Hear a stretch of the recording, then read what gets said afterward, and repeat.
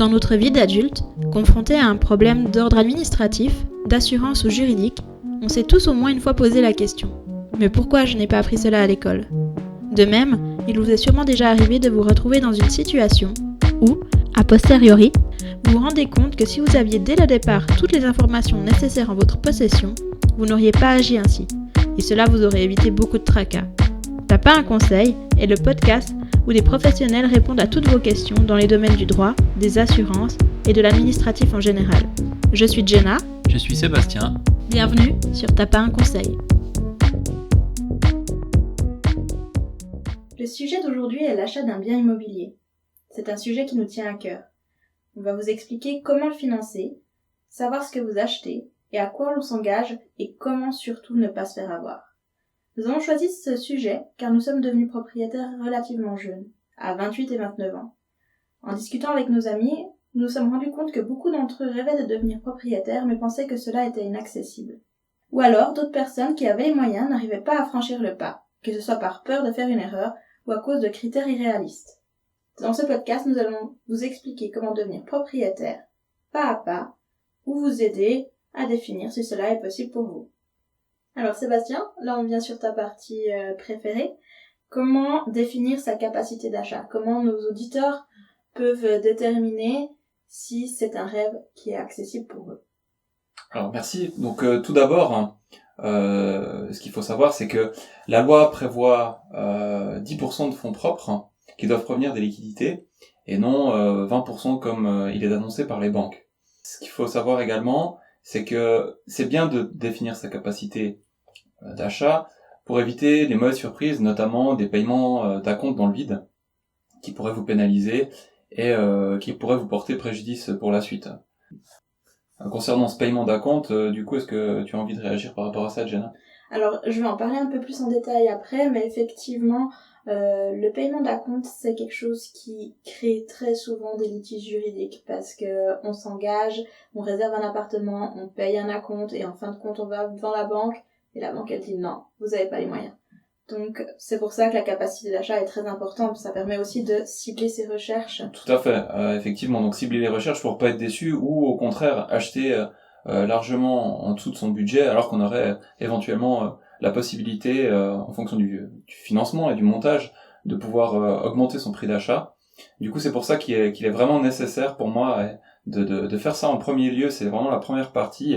C'est de vraiment cibler, en fait, vraiment une photo de la situation actuelle en fonction de ses revenus, en fonction de ses liquidités, pour pouvoir obtenir le prix d'achat maximum et voir justement avoir un coup d'avance par rapport à peut-être d'autres clients qui vont venir, déjà se positionner, éventuellement verser un acompte qui va permettre de pouvoir passer devant une personne qui n'aurait lui pas fait le nécessaire et serait embêtée pour l'obtention d'un crédit. Voilà ce que je peux dire. Oui, Jenna, dis-moi. D'ailleurs, c'est exactement ce qui s'est passé dans notre cas quand on est devenu propriétaire. C'est qu'on est passé devant des personnes qui étaient à la 3e visite, mais qui n'étaient pas encore allées voir leur institut bancaire, qui savaient pas qu'est-ce qu'ils avaient comme possibilité d'achat. Et nous, on avait directement un dossier qui était prêt et qui a été validé par la banque. Juste aussi une question, peut-être qui pourrait revenir pour nos auditeurs, mais qui peut nous aider à définir la capacité d'achat ? On peut se poser la question de qui pourrait nous aider. C'est vrai que si vous adressez directement à une institution de financement, ceux-ci vont pas essayer de vous trouver des solutions. C'est pour ça qu'au préalable, il faudrait vous orienter vers une société qui s'occupe du calcul de viabilité, calcul de faisabilité. C'est ce que nous on fait avec la société Pile et Conseil, c'est de vous constituer un dossier de A à Z en fonction de vos revenus, en fonction de vos liquidités, dans un premier lieu pour pouvoir connaître le maximum que vous pourriez financer. Également, joindre à ce dossier, en cas de demande, les plans de l'habitation par laquelle vous êtes intéressé. De ce fait, le dossier serait entièrement complet et vous permettrait directement d'aller auprès de la banque avec des garanties supplémentaires de faisabilité et quasiment un crédit, une acceptation, je dirais, du crédit octroyé. Simplement, les derniers détails concerneront les taux et les conditions d'amortissement ou conditions spéciales que les banques devraient mettre en place selon votre situation. Donc pour conclure cette première partie, qu'est-ce qu'il faut retenir de ces différentes choses ? Alors, il est important de définir sa capacité d'achat au préalable afin de savoir ce qu'on peut acheter, de cibler ses recherches, ne pas être déçu et aussi éviter de s'engager et de verser des acomptes dans le vide. On va partir directement sur la deuxième partie qui est cibler ses recherches. Donc on a déjà vu, on va cibler en fonction du prix, mais la première chose aussi à faire, c'est de savoir quels sont ses critères, qu'est-ce qui est important pour moi. Et ça, c'est important. C'est important, ouais. Un bien qui vous plaît ne va peut-être pas forcément plaire à un autre ami parce qu'il n'aura pas les mêmes attentes. Comment on affine ces critères? Eh ben, c'est en visitant beaucoup. Oui. Beaucoup. Et beaucoup. Beaucoup d'appartements, oui. On va ensuite définir le type de bien qu'on veut, parce que pour certaines personnes, on ne pense qu'à une maison individuelle, pour d'autres, on veut pas un entretien de jardin, donc on veut partir sur un appartement. Mais là aussi, il y a des soucis, enfin, pas forcément des soucis, mais des différences juridiques, en fait, de traitement entre le bien que vous achetez. Est-ce que tu peux nous en dire plus par rapport à ça? Oui. Alors, par exemple, si vous achetez un appartement en PPE, qu'est-ce qu'une PPE? C'est une propriété par étage. Donc, vous êtes propriétaire de l'appartement en théorie, mais juridiquement, vous êtes uniquement propriétaire de millièmes qui correspondent au volume de l'appartement. C'est-à-dire, c'est votre appartement, mais vous ne pouvez pas y faire ce que vous voulez. Vous devez respecter le règlement de copropriété. Et quelle est l'incidence du respect d'un règlement si je prends un exemple de quelqu'un qui voudrait changer sa porte d'entrée parce que celle-ci ne lui plaît pas, quelle est l'incidence par rapport à ça? Alors, les règlements PPE sont plus ou moins longs, ça dépend. Donc certains définissent quel type de porte vous avez le droit d'utiliser, okay. Et d'autres soumettent carrément au vote de l'Assemblée générale des propriétaires par étage toute modification de l'appartement.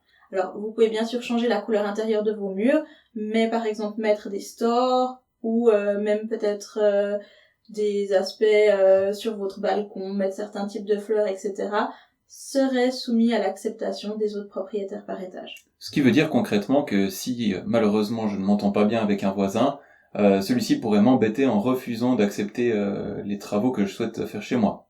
Exactement, c'est tout le problème de la PPE. C'est que certains voisins peuvent bloquer toute intervention dans l'immeuble. Il faut aussi savoir que dans le cadre d'une PPE, toute rénovation, par exemple rénovation de la toiture, doit être acceptée.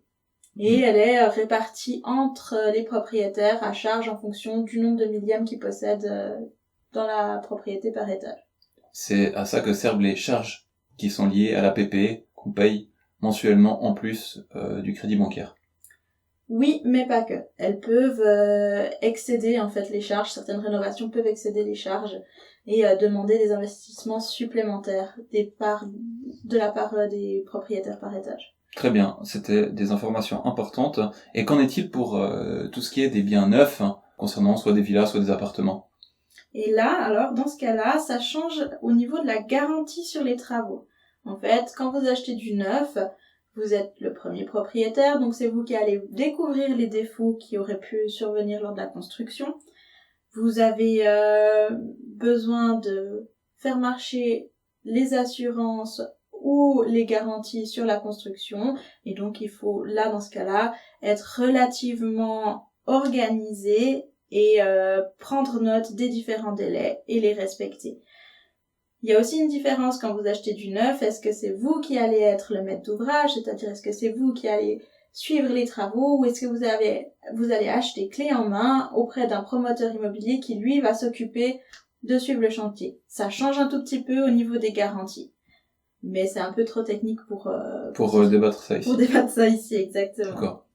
Et qu'en est-il pour les différents biens qui ne seraient pas neufs ou un peu plus anciens ou qui auraient quelques années? Est-ce qu'il y a des éléments auxquels il faudrait faire attention? Alors, il faut d'abord se renseigner s'il y a des garanties qui courent toujours. Donc, vous allez reprendre les droits de garantie que possédait l'ancien propriétaire. Ensuite, il y a peut-être des rénovations à prévoir. Dans ce cas-là, il va falloir les chiffrer. Et ça peut être intéressant fiscalement. C'est plutôt toi le spécialiste. Oui, effectivement. C'est vrai que en cas de travaux de rénovation, la partie du bâtiment ou les parties du bâtiment qui sont considérées comme amorties et où des travaux de rénovation et d'entretien seraient effectués sont 100% déductibles du revenu imposable. Par contre, il faut faire attention qu'on ne peut pas déduire une mise au goût du nouveau propriétaire. Par exemple, si la cuisine était rose fuchsia et qu'elle a été faite il y a moins de 2 ans, vous pouvez pas la changer. Vous pouvez la changer, mais elle ne sera pas considérée et prise en déduction au niveau de l'aspect fiscal, vu qu'elle n'est pas amortie. Voilà. C'est ça, exactement. Voilà, pour en revenir à nos critères de choix, c'est vrai qu'on s'est un petit peu perdu sur différents détails, mais effectivement, pour revenir aux critères de choix, un autre qui est très important concerne le lieu d'habitation. Et oui, le lieu, c'est la seule chose qu'on ne peut pas changer dans un habitat. Exact, oui, c'est vrai. C'est compliqué de lever la maison et de la mettre ailleurs. Quels seraient les éléments qui feraient que le lieu est intéressant ou ne l'est pas? Alors déjà, il y a les questions de l'accessibilité, donc les voies de transport public, les voies d'autoroute pour vous rendre au travail, même si actuellement on parle beaucoup plus de télétravail, les écoles, les commerces, les hôpitaux, etc. Il y a aussi un aspect fiscal, tu peux un peu plus nous en parler ? Oui, alors effectivement, en fonction du canton et de la commune de votre choix, il y aura le taux d'impôt qui sera plus ou moins élevé. Ça reste quand même une partie minime sur le choix d'un bien. Alors pour résumer en quelques mots, comment cibler ces visites ? Alors en quelques mots, pour résumer, il est important d'affiner ces critères pour bien définir le type de bien que vous souhaitez acheter, que ce soit une maison, que ce soit un appartement, s'il est neuf, s'il est ancien. Également, bien regarder l'accessibilité, que ce soit par rapport à votre travail ou autre, les écoles et éventuellement la fiscalité. Alors maintenant que les critères sont définis et qu'on a dit qu'il fallait beaucoup visiter, comment ça se passe concrètement? Qu'est-ce qu'il faut faire? Il y a déjà une première partie que vous pouvez retrouver qui est disponible sur le blog de Pilet Conseil. On avait déjà écrit quelques articles à ce sujet, mais je pense qu'il est important maintenant ici de pouvoir l'expliquer à nos auditeurs. Et du coup, dis-nous, Jenna, comment est-ce qu'on se prépare pour ça? Qu'est-ce qu'il faut prendre en considération? Alors, pour réussir sa visite, et là c'est toute la grande problématique, il faut être préparé en avance. Mais pourquoi faut se préparer? Il faut se préparer parce que on va devoir soulever les problèmes potentiels, on va devoir évaluer le bien, et souvent dans un temps très limité. Parce que parfois, on va faire une visite, mais il y a 5 couples qui viennent en même temps faire la visite, où c'est que finalement l'agent immobilier aura que quelques minutes à notre disposition, et ces minutes-là, elles sont précieuses parce que c'est là qu'on va devoir poser les points essentiels, les questions essentielles qui pourraient devenir problématiques. Oui, mais tout le monde n'est pas expert. Comment est-ce qu'on pourrait identifier ces problèmes rapidement? Alors rapidement, on va établir une checklist qu'on va mettre en accès sur le site de Pilet Conseil, mais tout dépend également du type de bien. Le mieux, c'est de faire une première visite bien préparée où c'est qu'on a cette checklist, et par la suite, si on est intéressé par le bien, de faire appel à un professionnel du monde du bâtiment ou quelqu'un qui est habitué, comme par exemple un juriste actif dans le droit immobilier, pour s'accompagner, pour avoir un deuxième avis externe. Ok, donc pour toi, c'est important vraiment qu'il y ait une contre-visite qui soit faite et pas qu'on prenne une décision hâtive. Exactement, surtout qu'en droit suisse, on n'est pas chez Stéphane Plaza, il n'y a pas de droit de rétractation de 7 jours après l'achat. Ça, c'est important parce que on adore les émissions d'M6, mais malheureusement, souvent, ça crée des quiproquos chez les acheteurs potentiels qui pensent qu'on peut se rétracter après un achat d'un bien immobilier. Et oui, effectivement, notez-le, on n'est pas chez Stéphane Plaza, mais on l'adore. Voilà, et on l'a brièvement abordé au début de ce podcast. Qu'en est-il des réservations ou des contrats de réservation qu'on pourrait faire avec l'éventuel vendeur? Oui, alors souvent, les vendeurs ou les promoteurs immobiliers proposent de réserver un bien contre le versement d'un montant qui correspond souvent à 10% de la somme demandée au final. C'est un contrat dans lequel on s'engage à verser cette somme et on s'engage à acheter le bien au final. Et là, il y a un problème au niveau juridique, parce que simplement le droit suisse dit que pour qu'une promesse d'achat soit valable, elle doit prendre la forme de l'acte final. Or, l'achat d'un bien immobilier en droit suisse doit être fait devant notaire. Donc pour qu'un contrat de réservation soit valable, il devrait également être fait devant notaire, ce qui n'est souvent pas le cas. Si j'ai bien compris cette partie un peu technique, ça veut dire que si je me retrouve chez quelqu'un et que je signe une sorte de reconnaissance de dette, celle-ci n'est pas valable. Oui et non.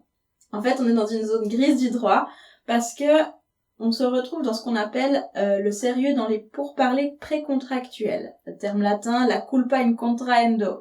À tes souhaits. Merci. Cela veut dire qu'en fait, on n'a pas été sérieux dans le moment où c'est qu'on a signé le document. Donc la partie vendresse, la partie qui vend, qui se retrouve avec un bien immobilier qui a été réservé mais finalement pas vendu parce qu'on n'a pas la capacité d'acheter, pourrait se retourner contre l'acheteur potentiel et lui dire « mais j'ai des dommages, donc remboursez-moi ce dommage que j'ai du fait de votre résiliation ou de votre non-engagement final. » Et ce, en plus de l'acompte déjà perçu?